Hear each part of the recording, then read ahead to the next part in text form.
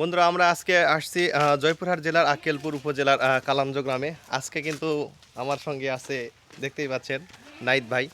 নাইদ ভাই কিন্তু আসলে খুবই ভালো মানুষ। আজকে নাইদ ভাই, আমরা তাহলে কই যাচ্ছি? আমরা ভয়ঙ্কর মন্দিরে যাচ্ছি, কালীর মন্দির। দেখা যাক। আসলে আমরা ভয়ঙ্কর মন্দিরে যাচ্ছি। এই মন্দিরটা সম্পর্কে অবশ্য নাইদ ভাই আমাকে বলছে, আমরা সেখানে আজকে আসলাম। আমরা কিন্তু একেবারে কাছেই চলে আসছি। দেখতে পাচ্ছেন খ্যারের গাদা, আর এই যে বটগাছ, এই বটগাছের নিচেই কিন্তু সেই কালী মন্দির। তাহলে চলুন আমরা একটু ভিতরে গিয়ে সেই মন্দিরটা সুন্দরভাবে আপনাদেরকে দেখানোর চেষ্টা করি। আসলে এই অতি প্রাচীন এই পুরানো মন্দিরে এখন পর্যন্ত কি পূজা হয়, নাকি এই মন্দির আজও কীরকম জাগ্রত আছে, সেটাই দেখানোর জন্য আজকে আমরা কিন্তু এই মন্দিরে চলে এসেছি। বন্ধুরা, আসলে অবিশ্বাস্যকর এই মন্দিরটা। দেখতেই পাচ্ছেন যে আমি কিন্তু একদম মন্দিরের ভিতরে প্রবেশ করেছি। আপনাদেরকে একটু চারিপাশে ঘুরে ঘুরে দেখাই।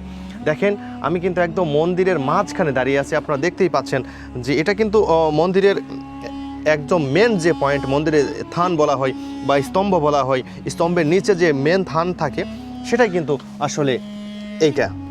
আর এর পাশে যে দেয়ালটা ছিল সেটা কিন্তু ভেঙে গিয়েছে। এই পাশের দেয়ালটা এখনও প্রায় ভেঙে যায় অবস্থা, এখনও কোনোভাবে টিকে রয়েছে। আর আপনারা তো দেখতেই পাচ্ছেন যে এই যে চ্যাপ্টা ইট, এই চ্যাপ্টা ইটগুলো কিন্তু সেই মুঘল আমলে ব্যবহার করা হয়েছিল।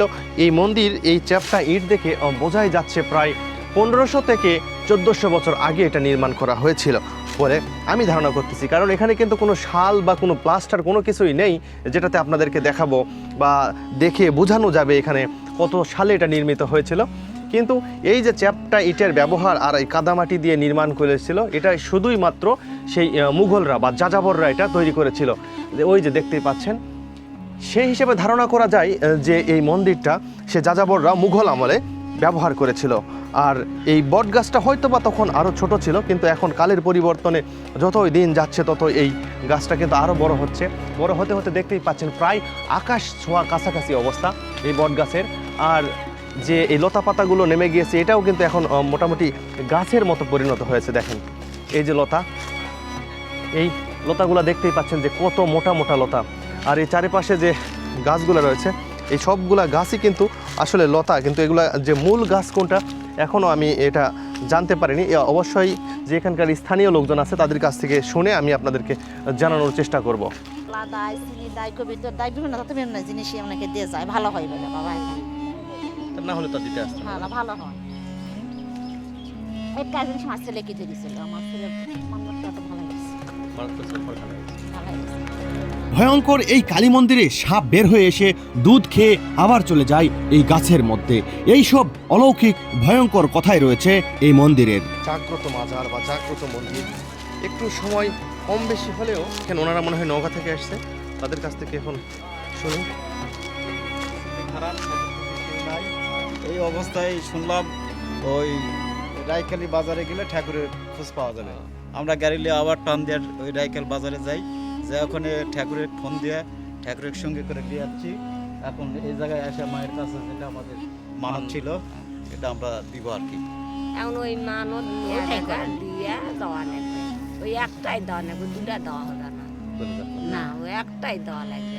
আর দুটো আরো আমি দুটা করে নি, তাহলে আরো দু জায়গা দুটা দেওয়া লাগবে। এক জায়গা করেছি, এক জায়গাতে লটু কলা ক্যাটরি সারা পাঠানো, ওই জায়গাতে দেওয়া সব ওই জায়গাতে ডুবছে না, ওই তারলা থাকে। কিন্তু এই মন্দিরের একদম পিছন সাইড আপনারা দেখতেই পাচ্ছেন, এই গাছটা কিন্তু দেখেন একবার, আসলে দেখার মতো।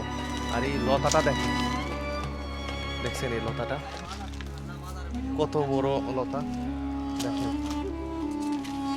কিন্তু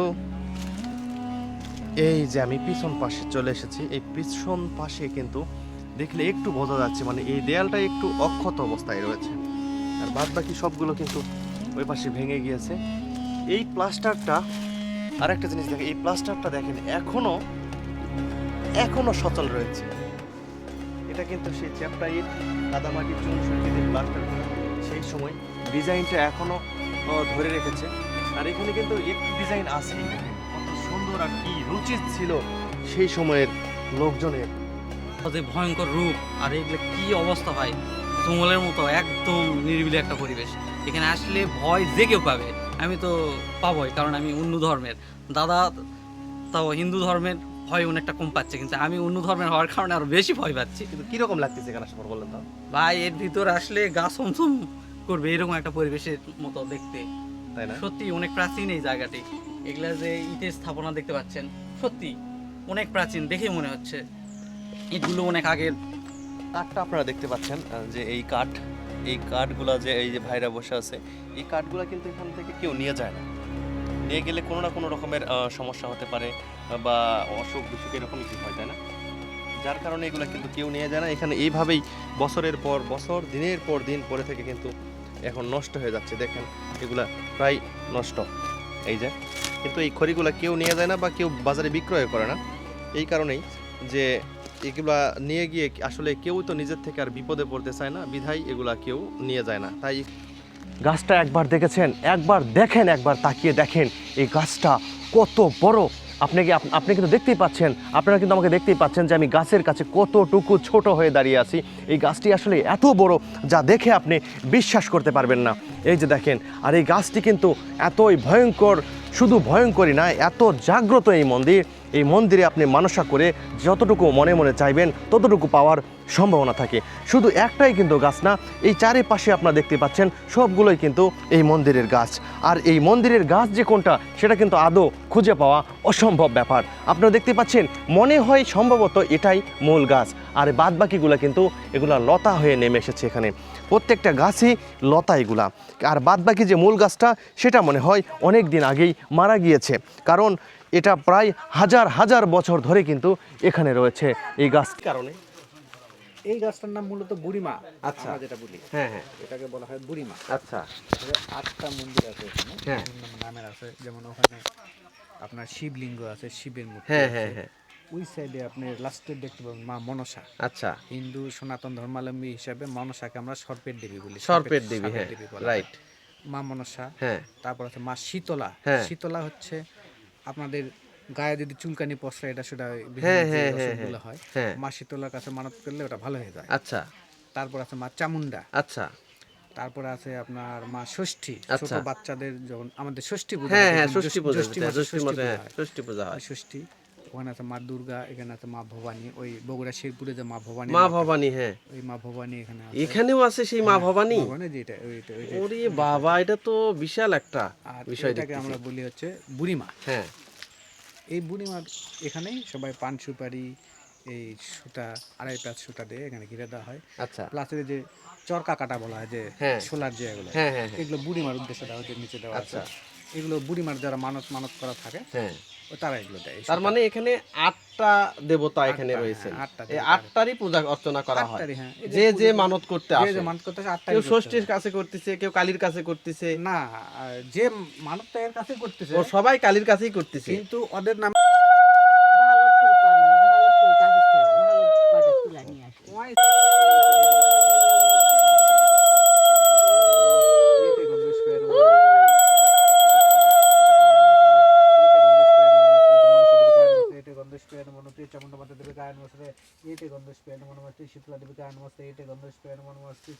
আমরা আজ খেয়াল তল চলে নিয়ে আলে না খেয়ে তো সাথে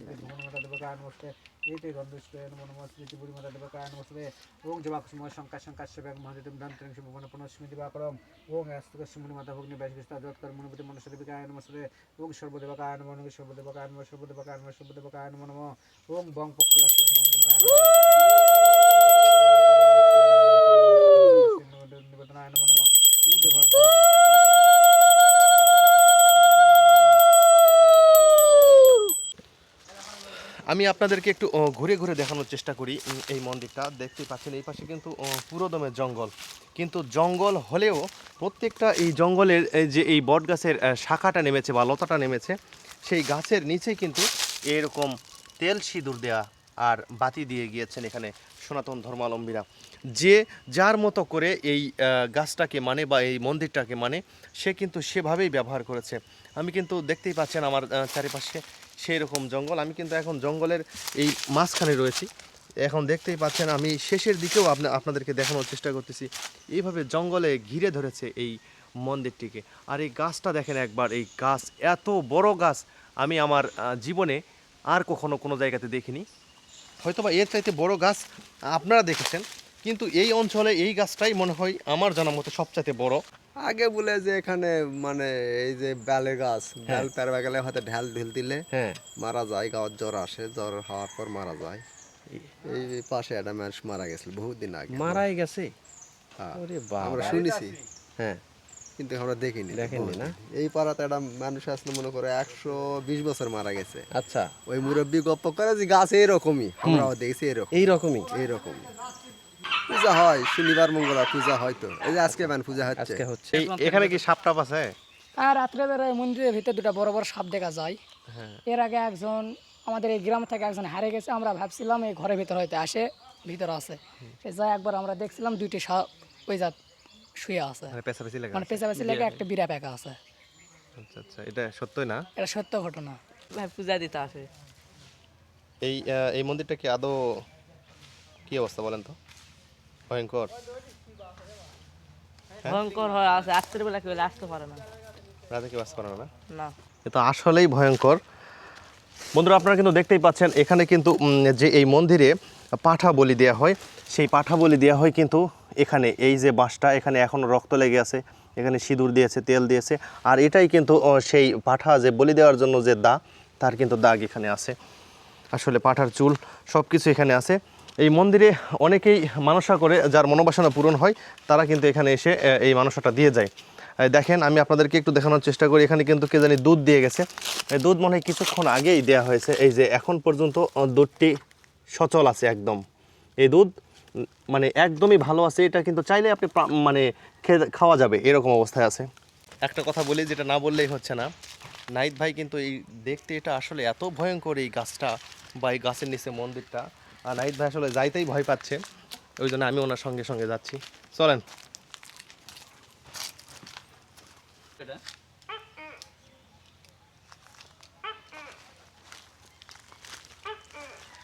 দৌড়াবে তো মানুষ। না, ওই পেশা।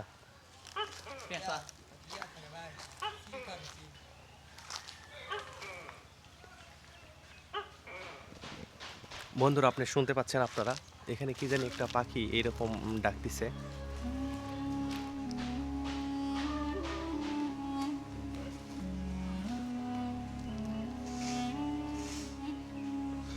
ভাই, কি পাখি ওখানে ডাকলো?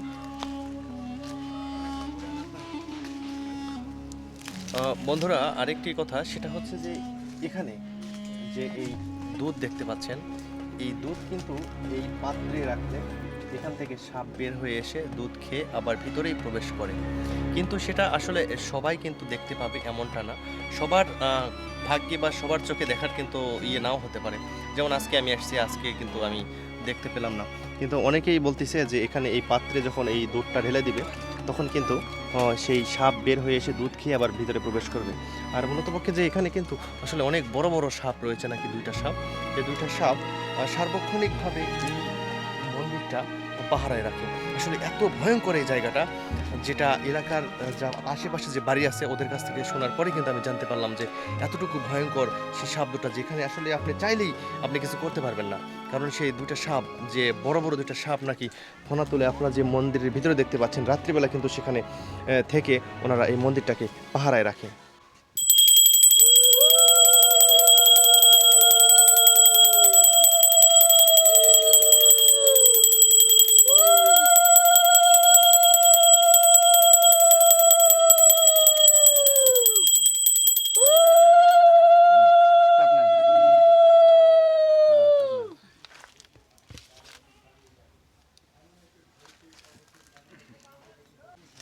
আরেকজন নিয়ে গেলে দিবে, আরেকজন নিয়ে গেলে হয়, কুড়ি হয়।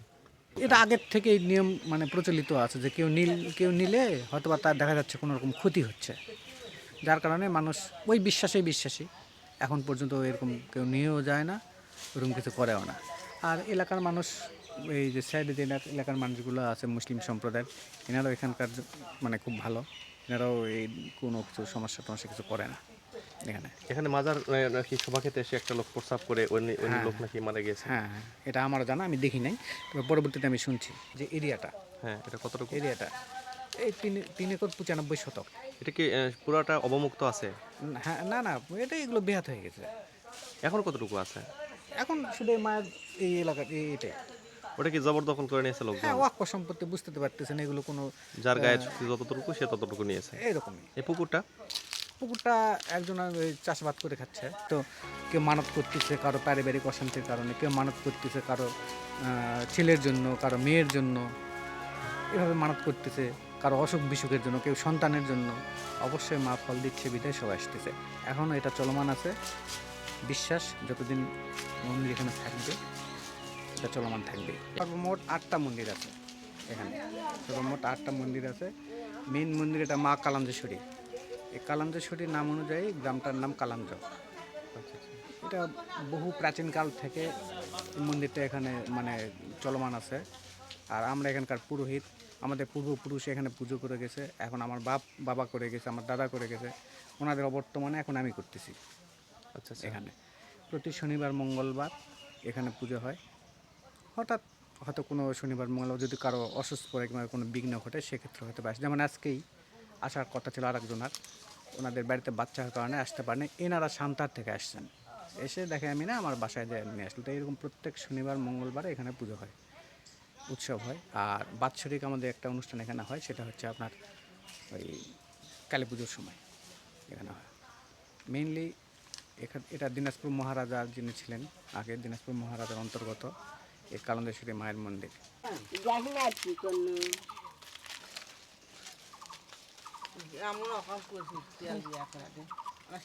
কদিন টাঙ্গা দিছি। এই পুকুরের আগেকার যুগে যা ঘটেছিল কেউ শুনছি না, আমরা তো ছোটো, আমরা তো বুঝতে পারিনি। আমাদের দাদা দাদিরা গপ্প করেছে, এক ঢালে কেউ নাকি পুকুর পার করতে পারেনি। দেখা যায় ঢালাকে পুকুর ওই পারে গেছে, কিন্তু চোখ পাকালে দেখা যায় ঢালটা পুকুরের মাঝখানে, মানে পুকুরে জলেই পড়বে। পুকুরে জলেই পড়বে, পুকুরে পারে যায় পড়বে না, এই পার থেকে নামবে। বন্ধুরা, আরও একটি কিন্তু আমরা ভয়ঙ্কর কথা জানতে পারলাম। দেখতেই পাচ্ছেন আপনারা যে এই পাশে পুকুরটা, এই পুকুরে কিন্তু যে ঢেল ছড়ে, অনেকেই যেমন ক্রিকেট খেলার মতো এরকম ঢেল ছড়ে, সেই ঢেল ছড়লে কিন্তু এই পুকুরটা পার হতে পারবেন। আপনি এখান থেকে অদৃশ্যভাবে দেখতে পাবেন যে ঢেলটা মনে হয় পুকুরের ওই পারে গিয়ে পড়ছে, কিন্তু মূলত পক্ষে সেই ঢেলটা যখন আসলে পড়বে তখন দেখতে পাবেন যে পুকুরের জলটা নড়াচড়া করতেছে, তাই না? আসলে এই রকমই এখানকার অলৌকিক এবং আধ্যাত্মিক শক্তি, যার কারণেই কিন্তু এখানে দূর দূরান্ত থেকে লোকজন পূজা অর্চনা করার জন্য চলে আসে। দেখতেই পাচ্ছেন এখানে একজন কাকা বসে আছেন, আর এখানে কিন্তু আরও মাসিমারা এসে পূজা দিচ্ছেন। ওই যে এখানে দূষিত জায়গা হয়েছে।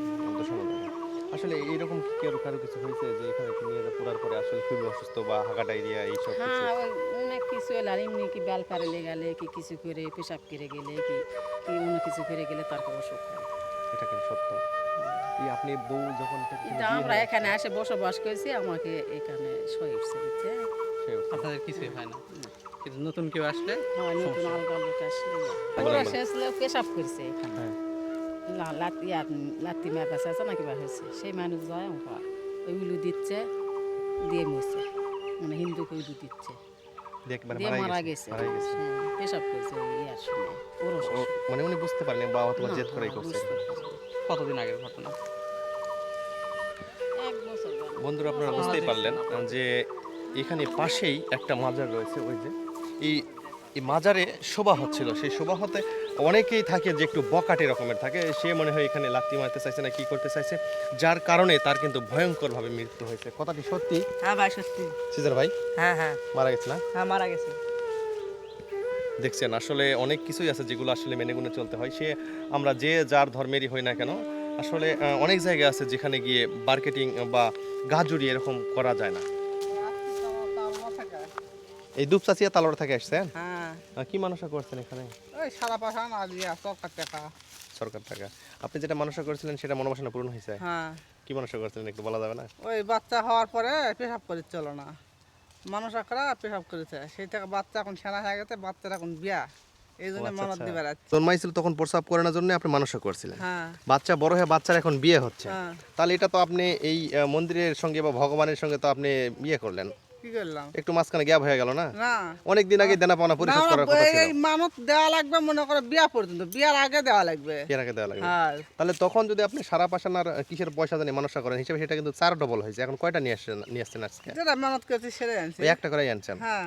সিজার ভাই, এখানে কালকে পূজা হয়েছে? এলা কালকা হ্যাঁ পূজা হয়েছে মানে কালকে এগুলো দিয়ে গেছে ছেলেরা নাকি মেয়েরা দিয়েছে মেয়েরা মেয়েরা। মানে মেয়ে মানুষ আচ্ছা আচ্ছা বন্ধুরা আপনারা কিন্তু শুনতেই পাইলেন সিজার ভাই বললো যে গতকালকে এখানে শিবরাত্রি হয়েছে এই শিবরাত্রি উপলক্ষে কিন্তু এটাকে শিবলিঙ্গ বলা হয় এই শিবলিঙ্গে দেখতেই পাচ্ছেন যে এটা আঠা বেল ফুলের মালা দিয়ে এখানে মনে হয় দুধ আর জল দিয়ে গেছেন তাই না দুধ আর জল সিজার ভাই আর কি কি দিয়ে গেছেন এখানে দুধ জল তেল ফুল বেল ওই বরই মানে আর কি এগুলো অনেক কিছু মিলাই এখানে দিয়ে গেছে তাই না দেখতেই পাচ্ছেন এখানে কিন্তু আগরবাতি। আগরবাতি সব কিছু মিলাই কিন্তু এখানে দিয়ে গেছে এই যে মাটির তৈরি করে বেল পাতা দিয়ে এখানে দিয়ে গেছেন ফুলের মালা সব কিছু দিয়ে কিন্তু এখানে খুব সুন্দর করে দিয়ে গেছে আর এত সুন্দর করে এটা তৈরি করা যে এই পাশে যদি আপনি এখানে যদি আপনি দুধ বা পানি দেন তাহলে এদিক দিয়ে কিন্তু গড়ে সেই দুধ আর জল এদিক দিয়ে ওই পাশে চলে যাবে এভাবেই কিন্তু এটা এখানে স্থাপন করেছেন এখানকার লোকজনেরা যদিও এটা এখানে স্থাপন করেছেন মনে হয় সনাতন ধর্মাবলম্বীরা কিন্তু এই গ্রামে কিন্তু কোনো সনাতন ধর্মাবলম্বী লোক বাস করে না যদিও আগে ছিল এখনও হয়তো বা দিনের পরিবর্তনে সেখান থেকে এরা লোকজন এখানে সব জায়গাটাকে বিক্রি করে চলে গেছে এখানে শুধু এখন মুসলমানরা বসবাস করে সিজার ভাই হ্যাঁ এখন মুসলমানরা বসবাস করে ওই ওই আমবাড়ি ওই জায়গাত কয়টা হিন্দু আছে হ্যাঁ সেলা ওই আছে মানে আর না চাইলে সব এলাকাত মুসলমান কিন্তু এই মন্দিরটা হিন্দুদের মন্দিরটা হিন্দুদের হ্যাঁ তাই না আর ওই দেফার মাজার আছে ওটা মুসলমানের মুসলমানের তাহলে হিন্দু মুসলমান কি মিলেমিশে এখানে মেলা টেলা হয় মানে এখানে উরস হয় ওটা মুসলমানকে হিন্দুকে নেয় সময়ের সাথে সাথে সবকিছুই যেন ধ্বংসের মুখে চলে এসেছে আজও এই ধ্বংসস্তূপেই মানসা থেকে মনোবাসনা পূরণের জন্য বিভিন্ন লোকজনেরা এসে মানসা করে যায় তবে তাদের মনোবাসনা পূর্ণ হলেই সেগুলো আবার দিয়ে যায় কিন্তু একমাত্র বটগাছ সেই যেন মনে হয় নিজ দায়িত্বে তার শিকড় দিয়ে একটি মাত্র দেয়ালকে ধরে রেখেছে যেন সেটা বিলুপ্ত না হয়ে যায় আমার ভিডিও যদি আপনাদেরকে ভালো লেগে থাকে তাহলে অবশ্যই লাইক কমেন্ট শেয়ার করে দেবেন